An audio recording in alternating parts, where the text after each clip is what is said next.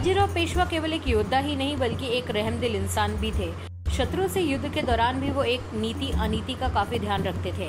निजाम के साथ युद्ध में जब उन्होंने शत्रुओं की रसद श्रृंखला काट दी तो निजाम की सेना के लिए भूखे मरने की नौबत आ गई। पेशवा ने भूखे शत्रुओं से युद्ध के बजाय उनके लिए राशन का इंतजाम कर निजाम को जीत लिया।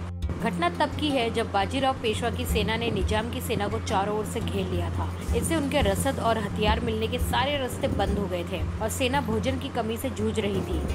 संयोगवश उसी समय निजाम के सैनिकों का त्योहार आ गया। घेरे में पड़े निजाम के शिविर में सैनिकों के भूखों मरने की नौबत आ गई। निजाम की सेना को कहीं से रसद पानी न मिलते देख निजाम ने पेशवा को पत्र लिखा। पत्र में निजाम ने पूछा, क्या हमारे सिपाहियों को त्योहार में भी भूखा मरना पड़ेगा? आप तो सभी धर्मों को बराबर महत्व देते हैं। हमने सुना है कि पेशवा बहादुर होने के साथ साथ रहमदिल भी हैं। वे भूखों को खाना खिलाते हैं और अपने भूखे दुश्मनों पर वार नहीं करते। पेशवा ने इस पत्र को कई बार पढ़ा। फिर उन्होंने इस पत्र को अष्टप्रधानों के सामने रखा। अष्टप्रधान बोले, निजाम पर दया करना ठीक नहीं है, चाहे वे भूखे प्यासे हों या उनका त्योहार हो।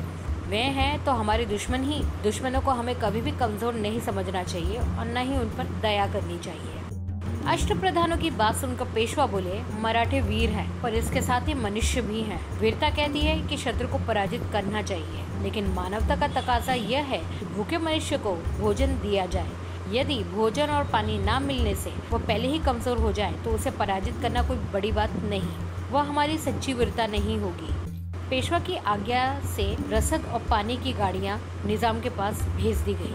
पेशवा के इस निर्णय से निजाम के मन में पेशवा के प्रति श्रद्धा बढ़ गई।